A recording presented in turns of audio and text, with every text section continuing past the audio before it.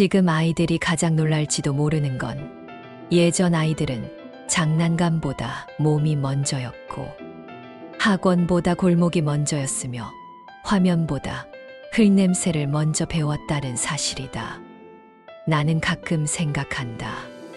그 시절 아이들은 왜 그렇게 오래 뛰어도 지치지 않았을까?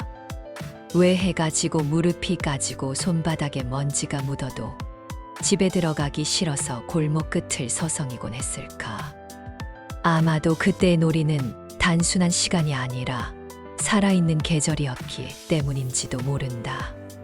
앉아서 구경하는 놀이가 아니라 숨이 차고 땀이 흐르고 서로의 숨결이 닿을 만큼 가까이 부딪히며 배우는 놀이였기 때문이다. 나는 그 오래된 골목을 떠올릴 때마다 아이들이 몸으로 세상을 익히던 방식이 얼마나 단단하고 뜨거웠는지를 새삼 깨닫게 된다. 오늘 나는 80년대와 90년대를 지나며 아이들이 몸으로 배우던 진짜 전통놀이의 풍경 속으로 다시 걸어 들어가 보려 한다. 지금 기준으로 보면 투박하고 거칠고 어쩌면 불편해 보일지도 모르지만 그 안에는 친구를 사귀는 법과 순서를 기다리는 법, 지면 견디는 법과 다시 웃으며 뛰어드는 법이 고스란히 들어있었다. 그 시절 우리는 놀이를 배운 것이 아니라 놀이 속에서 서로와 세상을 함께 배웠다. 나는 가장 먼저 동네 공터나 학교, 운동장 한쪽에서 벌어지던 술래잡기를 떠올린다. 지금 생각하면 술래잡기는 너무 단순한 규칙을 가진 놀이처럼 보이지만 막상 그 안에 들어가면 작은 전쟁과도 같았다. 누가 술래가 될지 정하는 순간부터 이미 긴장감이 감돌았고 모두가 동시에 몸을 튕겨 달아나는 그 첫 장면에는 말로 설명하기 어려운 짜릿함이 있었다. 나는 술래의 발소리가 뒤에서 점점 가까워질 때 목덜미가 서늘해지는 감각을 아직도 기억한다. 숨을 몰아쉬며 담벼락 뒤에 몸을 바짝 붙이고 친구들 움직임을 곁눈질로 살피다가 타이밍을 보고 달려나가던 순간은 그 어떤 게임보다도 생생했다. 그 놀이는 단순히 빠르게 달리는 사람만 이기는 놀이가 아니었다. 어디에 숨을지, 언제 튀어나올지, 누구의 움직임을 미끼처럼 활용할지 순간순간 판단해야 했다. 나는 그 안에서 몸보다 눈치를 먼저 익혔고 겁이 나도 끝까지 버티는 법을 배웠다. 술래잡기는 아이들의 심장을 가장 직접적으로 뛰게 만들던 놀이였고 그 심장박동은 그 시절 골목의 박자이기도 했다. 무궁화 꽃이 피었습니다는 더 고요해서 더 무서운 놀이였다. 술래가 뒤를 보고 있을 때는 모두가 바람처럼 앞으로 달렸지만 돌아서는 순간에는 세상이 멈춘 듯 숨조차 조심해야 했다. 나는 그 몇 초의 정적이 이상할 만큼 길게 느껴졌던 기억이 있다. 몸을 멈춘다는 것은 생각보다 어려운 일이었고 웃음이 터질 듯한 순간에도 눈동자 하나 흔들리지 않으려 애쓰는 일은 어린아이에게 꽤 진지한 집중을 요구했다. 누군가는 균형을 잃고 휘청였고 누군가는 너무 급하게 멈추다 발끝이 미세하게 끌렸고 또 누군가는 간신히 버티다가 결국 아웃되곤 했다. 나는 그 놀이를 하며 움직임에도 리듬이 있다는 걸 처음 느꼈다. 달릴 때의 속도와 멈출 때의 절제가 하나의 호흡처럼 이어져야 했기 때문이다. 그 시절 아이들은 그렇게 놀이를 하며 자기 몸을 통제하는 감각을 자연스럽게 익혔다. 빠르게 가는 것만 중요한 게 아니라 멈출 줄 아는 힘도 중요하다는 것을 나는 그 운동장 위에서 배웠다. 고무줄놀이는 특히 여자아이들의 시간이 길게 머물던 놀이였다. 처음에는 단순히 발을 걸고 넘는 놀이처럼 보였지만 실제로는 리듬과 순서와 몸의 균형이 모두 들어간 아주 섬세한 놀이였다. 나는 고무줄이 발목 높이에서 시작해 무릎과 허리, 겨드랑이 가까이 올라갈수록 긴장감이 달라지던 순간들을 또렷이 기억한다. 넘는 사람도 중요했지만 양쪽에서 고무줄을 잡아주는 사람의 자세도 놀이의 완성도를 좌우했다. 조금만 느슨해도 어렵고 너무 팽팽해도 흐름이 깨졌다. 그래서 그 놀이는 혼자 잘한다고 되는 놀이가 아니었다. 서로의 호흡이 맞아야 했고 순서를 기다리는 인내도 필요했고 실패한 친구를 다시 받아주는 분위기도 중요했다. 나는 고무줄 놀이를 하며 여자아이들만의 묘한 연대감을 느끼곤 했다. 잘 넘는 아이를 부러워하면서도 한 번 성공하면 모두가 함께 신나했고 끝없이 반복되는 리듬 속에서 어느새 해가 조금씩 기울어가곤 했다. 그 장면에는 화려한 장비도 없었고 특별한 무대도 없었지만 어린 시절의 자존심과 집중력과 기쁨이 진하게 들어 있었다. 말뚝박기는 지금 보면 위험해 보여 쉽게 권하기 어려운 놀이일지 몰라도 그 시절 남자아이들뿐 아니라 동네 아이들 전체가 열광하던 몸놀이의 상징 같은 것이었다. 한쪽은 허리를 숙여 길게 줄을 만들고 다른 쪽은 달려와 몸을 실어 올라탔다. 나는 옆에서 그 광경을 보며 늘 숨을 삼켰다. 누가 어디에 올라타느냐에 따라 무게중심이 달라졌고 밑에서 버티는 아이들은 무너지지 않기 위해 이를 악물었다. 위에 올라탄 아이들은 한꺼번에 힘을 분산시키려 자세를 바꿨고 아래의 팀은 버티면서도 상대를 흔들어 떨어뜨릴 기회를 노렸다. 그 놀이는 힘만으로 되지 않았다. 언제 뛰어오를지, 어디에 체중을 실을지, 어느 정도까지 버틸 수 있을지를 재빠르게 계산해야 했다. 나는 그 과격한 놀이 속에서도 아이들이 서로의 힘과 한계를 몸으로 읽어내는 법을 배우고 있었다고 생각한다. 넘어지고 무너지고 다시 일어나는 그 반복 속에서 우리는 이상하게도 겁보다 용기를 더 많이 키워갔다. 비석치기는 흙바닥이 있는 곳이라면 어디서든 시작될 수 있는 놀이였다.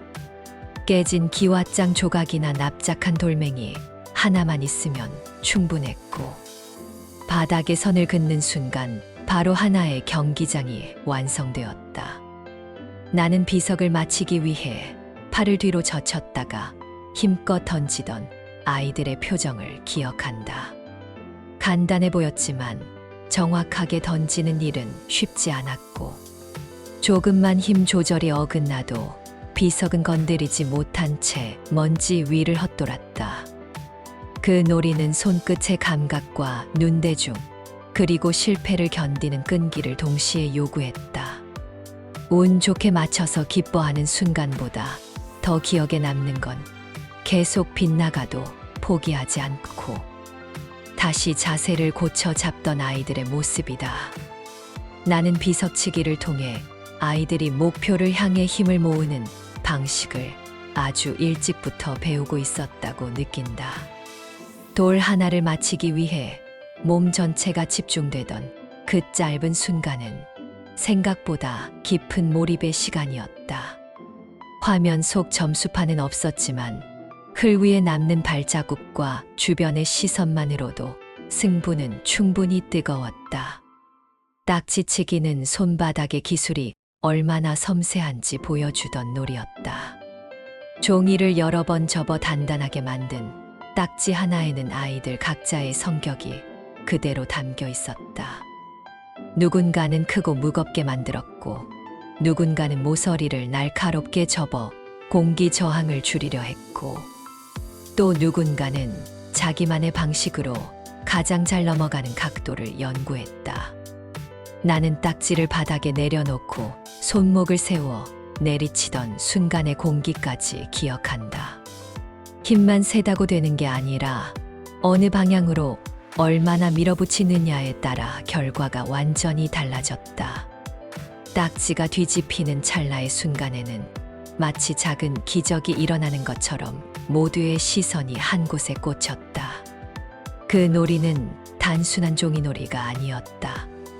만들기부터 겨루기까지 전 과정이 이어지는 작지만 완전한 세계였다. 나는 딱지치기를 하던 아이들에게서 자기 손으로 무언가를 만들고 그걸 가지고 실력을 겨루며 결과를 받아들이는 아주 원초적인 배움의 구조를 본다. 그래서 그 얇은 종이 한 장은 생각보다 많은 것을 품고 있었다. 제기차기는 겨울바람 속에서 특히 더 또렷하게 기억나는 놀이였다. 마당이나 골목 어귀에서 아이들은 발등에 온 신경을 모으며 제기를 띄웠고 몇 개를 연달아 성공하느냐가 자존심처럼 여겨지곤 했다. 나는 제기가 발끝을 떠나 다시 내려오는 그 짧은 궤적을 멍하니 바라보던 기억이 있다. 제기차기는 보기보다 훨씬 어렵다. 힘을 너무 주면 높이 튀어 방향을 잃고 너무 약하면 발등에 닿자마자 힘없이 떨어진다. 발끝의 각도와 중심 이동, 몸의 균형이 절묘하게 맞아야 계속 이어갈 수 있었다.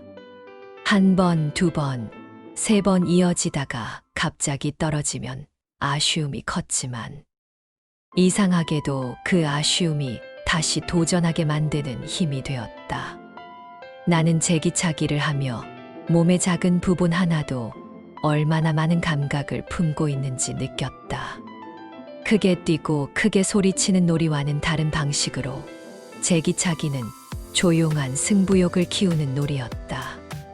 겨울 공기 속에서 발끝으로 이어가던 그 집중은 어린 시절이 가질 수 있는 가장 맑은 긴장감 중 하나였다. 널뛰기와 팽이치기 같은 놀이는 계절의 분위기와 함께 더 선명해졌다. 널뛰기는 명절 무렵 넓은 공간에서 어른들의 시선 속에 더 크게 펼쳐졌고, 팽이치기는 추운 바닥 위를 살아 움직이는 작은 우주 같았다. 나는 특히 팽이가 줄을 감고 손목을 튕기는 순간 살아나는 장면을 좋아했다. 잘 감긴 팽이는 오래 버텼고 잘못 감긴 팽이는 금세 휘청이며 쓰러졌다. 그 단순한 차이 안에는 준비의 중요성과 손의 감각이 고스란히 담겨 있었다. 아이들은 몇 번이고 실패하며 줄 감는 법을 익혔고 조금 더 오래 돌게 만들기 위해 자신만의 요령을 만들어냈다. 널뛰기 역시 두 사람이 서로의 타이밍을 믿지 않으면 성립될 수 없는 놀이였다.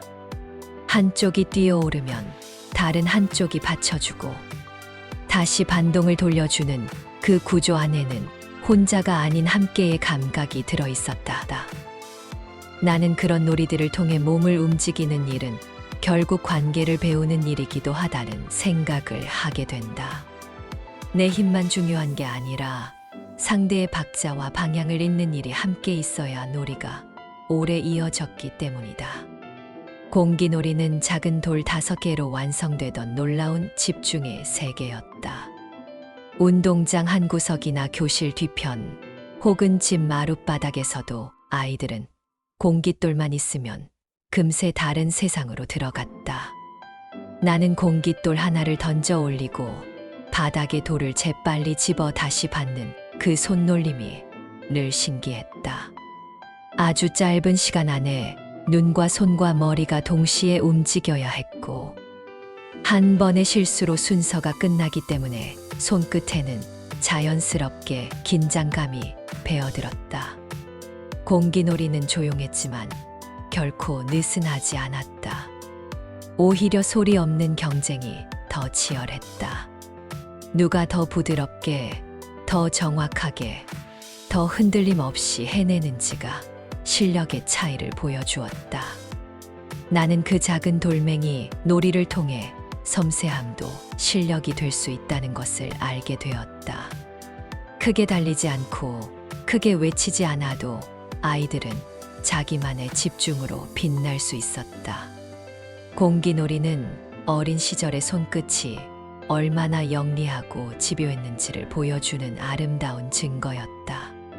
줄다리기와 같은 단체 놀이는 혼자서는 절대 완성될 수 없는 몸의 기억을 남겼다.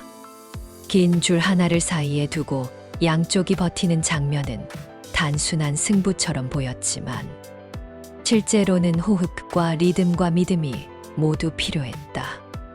나는 손바닥이 아프도록 줄을 잡아당기며 발 뒤꿈치를 땅에 깊게 박던 감각을 떠올린다.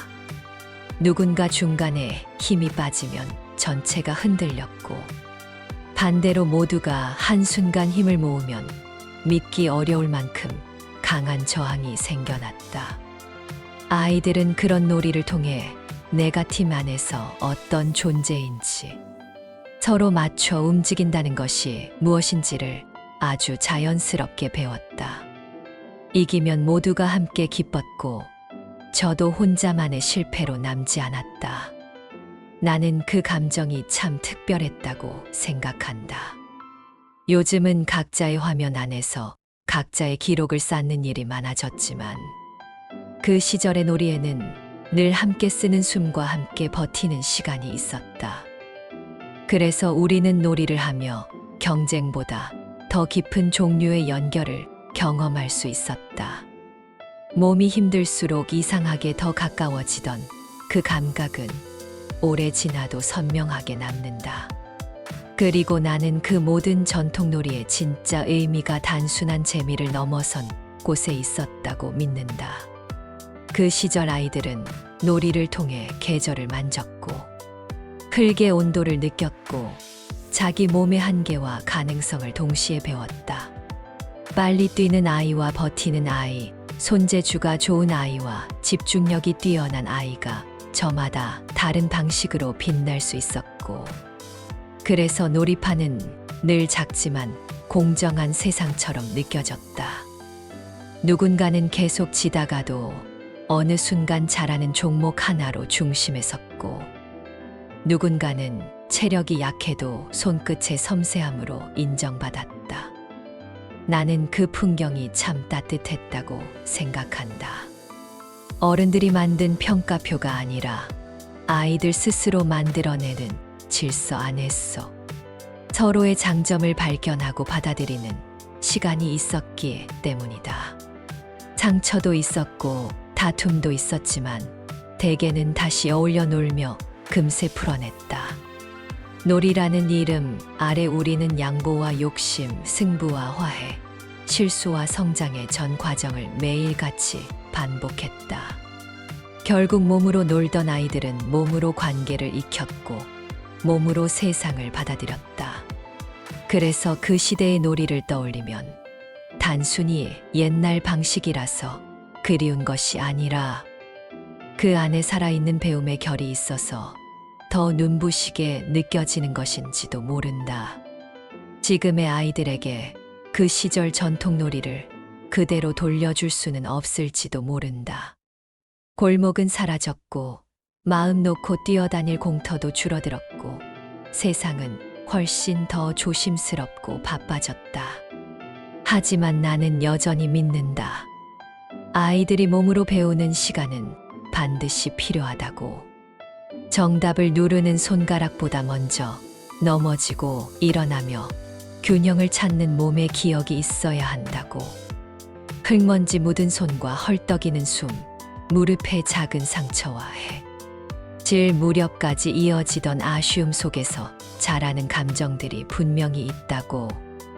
우리가 그 시절 놀이를 그리워하는 이유는 단지 옛날이라서가 아니다.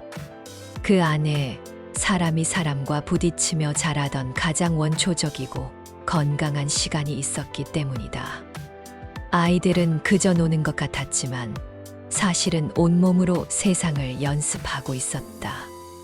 그래서 나는 오늘도 확신한다. 몸으로 배우던 진짜 전통놀이는 사라진 추억이 아니라 우리가 다시 떠올려야 할 성장의 방식이라고.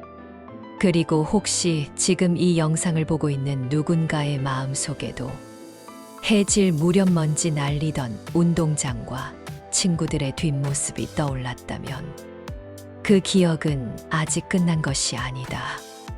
우리가 잊고 지냈을 뿐 그 시절의 놀이는 여전히 우리 안에서 숨쉬고 있다.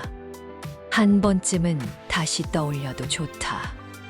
무엇 하나 없어서 불행했던 시절이 아니라 많지 않았기에 더 온몸으로 살아낼 수 있었던 시간들을.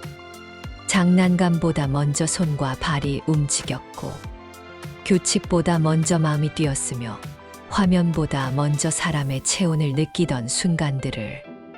바로 그 시절 아이들은 놀이를 하며 자랐고 그 놀이는 아이들을 사람으로 키워냈다.